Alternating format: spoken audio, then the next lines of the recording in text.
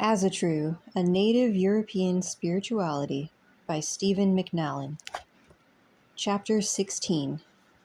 What Happens After We Die? The sagas and the Eddic poems offer us several ideas on what happens after death. Unfortunately, these ideas are, at least on a superficial level, contradictory. The best-known version of the Nordic afterlife is not based on traditional literature, but owes its popularity to novels and Hollywood movies. It is the romantic idea that a Viking has to die with a sword in his hand so he can go to Valhalla, Odin's Hall. This is not quite what our ancestral faith taught. Gripping a sword is not a prerequisite for Valhalla, but a brave death would certainly improve one's chances of being chosen for this honor. Our lore makes it clear that Valhalla is for the elite. Besides Odin's Hall, the other gods and goddesses have realms of their own to which their devotees could journey after death. We also read of men who entered into the hills to be with their ancestors after dying. Others led a life in the grave mound that was in some ways much like their earthly life had been. There are even hints of reincarnation in the lore. What are we to make of all these stories? Which, if any, are true? Can we find some underlying pattern that explains what our ancestors believed about the afterlife? And can we make it relevant to our modern age? The answer to the question of what happens after we die obviously depends on the nature of the soul. Since we are made up of a number of different soul parts, the answer is not as simple as going to heaven or hell, reincarnation, or whatever. We shall have to fall back on the previous 2 chapters where we studied the many parts of the soul as envisioned in the Germanic world. Let us begin with the simplest and most ephemeral. Presumably, Ond simply fades away with the ebbing of life. Likewise, the inspired state or woad simply ceases to exist. The fetch and the luck, on the other hand, survive death.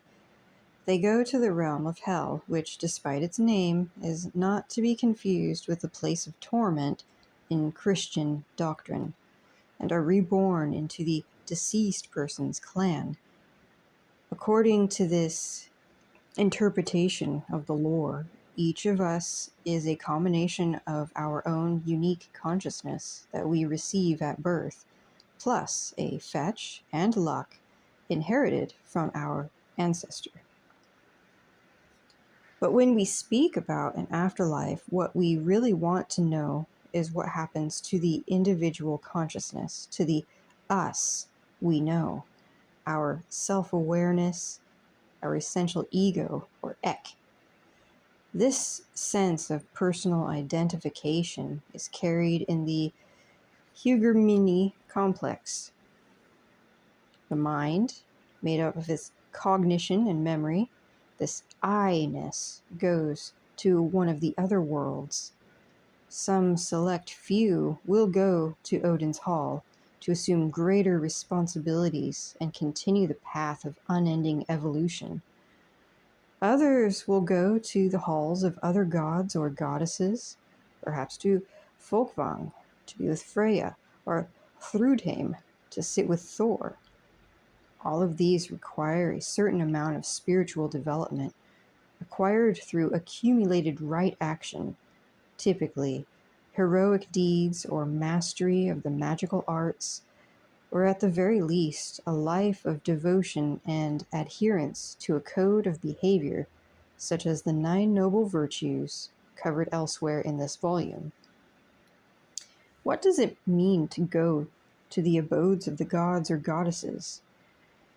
Our lore paints a vivid picture of Odin's chosen warriors in Valhalla. Their post-mortem experience consists exclusively of fighting all day and feasting all night as they prepare to stand alongside Odin at Ragnarok. We can consider this to be a symbolic description, indicating that the Odinic paradise is one with purpose, struggle in service to life, and continuing evolution. The halls of the other deities remain almost a total mystery to us, but we can make reasonable guesses based on what we know about the different gods and goddesses.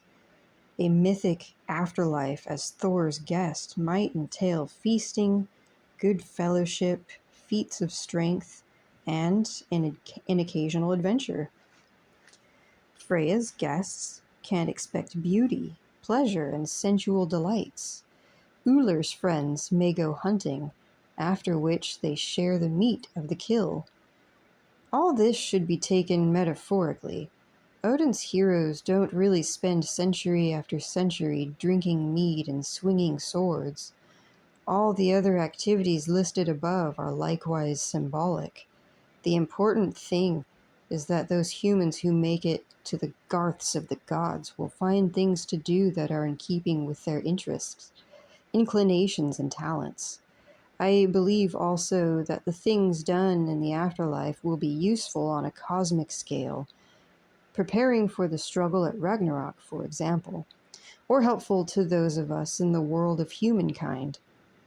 For those whose level of consciousness has been low, who have not bothered to grow, or who have not developed a strong and distinct soul identity, hell is a likely destination. It is not a place of suffering, but simply a state of low vibration, a vegetative state, with no real consciousness or will to speak of. Souls sent to this realm may become undifferentiated, losing their identity in the mass of male or female ancestors, the Alfar and the Disir, respectively. What about reincarnation? The lore tells us that impersonal qualities such as the fetch and luck are reborn, but what about more substantial things like personality and consciousness? Edred Thorson, perhaps the best qualified expert on the issue, states that this does not occur. However, there are passages in the lore that could be taken differently. One of the most important, found in the Eddic poem Brunhild's Hell Ride, is Hagen's curse spoken over the body of Brunhild. Hinder her not, hellward to fare, whence back never she be born again. This sounds like a curse uttered against Brunhild as an individual with an ego, not a depersonalized power concept. And Edred himself notes that the true man or woman desires rebirth in Midgard, the world of humans in Germanic cosmology, above all things. E.O. Turville Petrie points out that when rebirth is suggested in the lore, it is found in conjunction with heroes like the mythical Helgi, supernatural beings such as Svava, the Valkyrie, or kings. All three of these categories are made up of men or women having great magical, spiritual power or hominia. I believe this indicates that the mightier a person is, the more choices they have. Stay in Valhalla with Odin? Commune with the ancestors? Be reborn as your great-grandchild? Or, like Odin, reach a point where you transcend mortality altogether and become a sort of Germanic bodhisattva. It's all up to you and the amount of power you can manifest. Immortality among the Indo-Europeans. Given the confusing nature of Germanic ideas about life after death, it makes sense to examine the beliefs of related Indo-European cultures. By looking for similarities and differences, we can see if our interpretations of Germanic concepts are true to the prevailing trend, or if we have strayed from the general pattern of Indo-European thought. So, just what did the Indo Europeans, these Ur ancestors of ours, think about the state of the dead? From the oldest times, our peoples had no delusions about what awaited the average man or woman after death. Most commoners went to Hades or hell or its equivalent in their culture, not because they were bad or sinful, but because the ordinary person does not cultivate the powers of soul and the permanence of personality needed for a higher condition.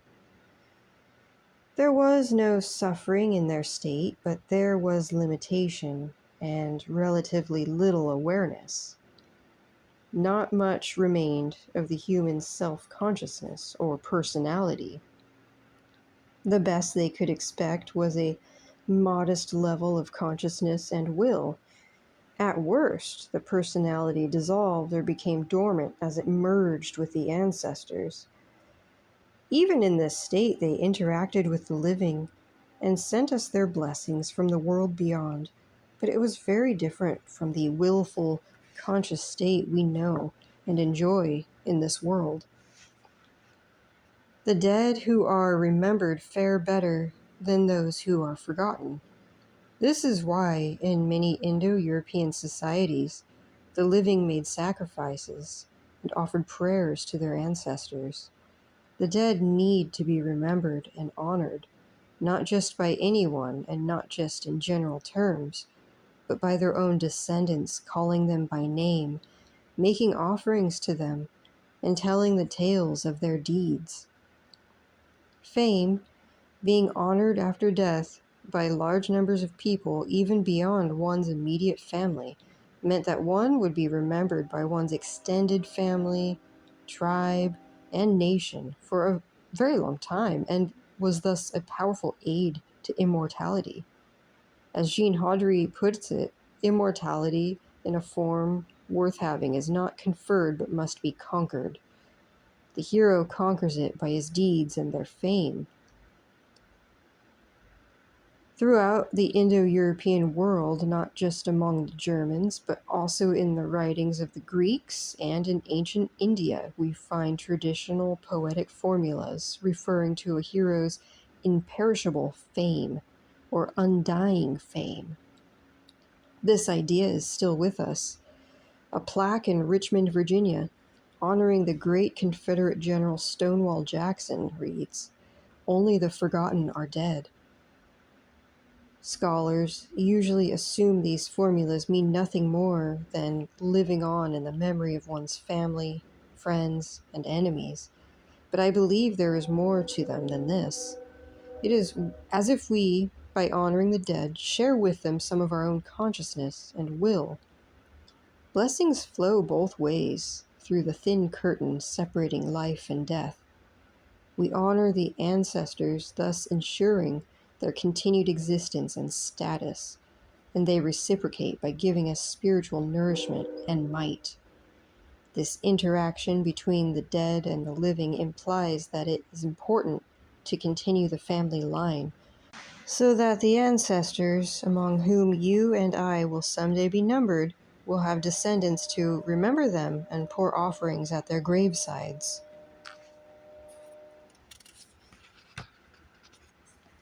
Indo-European thought reveals two roads in the hereafter. One is the way of the fathers, or in Sanskrit, Pitrayana. This was the way of the common man or woman, who went to a place like Hades or Hell and became one with the ancestors. In the lore of the Nordic lands, this could be represented by the idea of passing into a mountain to join one's dead kin, or the concept of continued existence inside the burial mound. Rebirth of certain powers and faculties like the fetch and the hamiya was possible from this state, but the ego or individuality probably remained in the vegetative state if it continued to exist at all. The way of the gods, in Sanskrit, Devayana, on the other hand, was the way of the hero and the magician.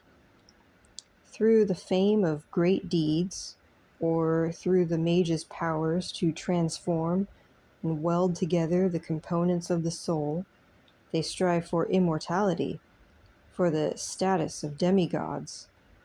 Rather than being deprived of consciousness, will, and individuality like the denizens of Hades or Hell, they seek to make these qualities strong and eternal. The way of the gods is epitomized in the cult of Odin. For those who become permanent and powerful spiritual beings, it is not enough to just worship the god. One must imitate him in transcending the mortal state.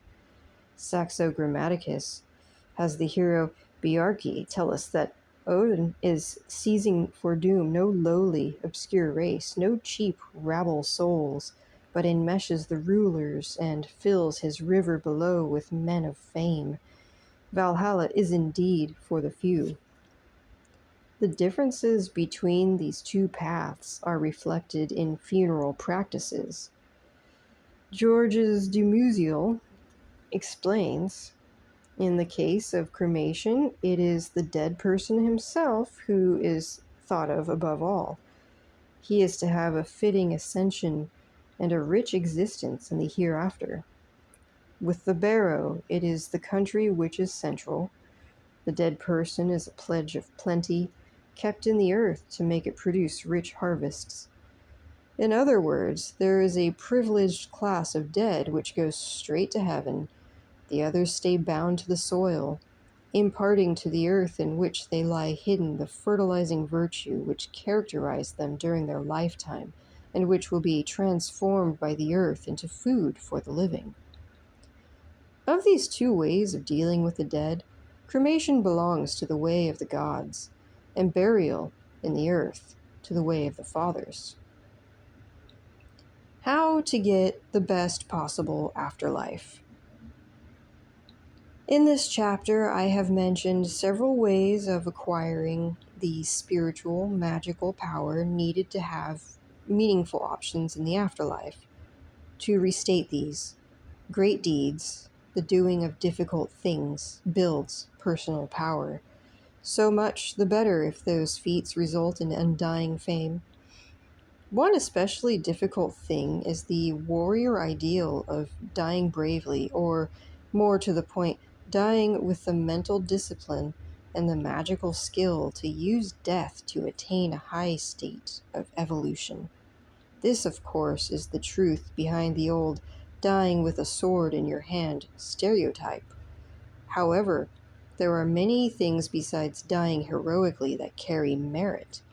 These other right actions include religious acts, observing Asatru's seasonal feasts, offering bloat to the gods and goddesses, and so forth, and honorable behavior in accordance with the traditional values of Asatru. One of the best ways is the practice of spiritual and magical disciplines to nourish and develop the various soul components described in the 2 previous chapters, bringing them under control of the will, and welding them together in such a way that they survive the death process. This is a highly specialized study and would require a book in itself. Our Germanic tradition holds no comfort for those who think that a life of laziness and stupidity qualifies them for an afterlife of bliss and glory.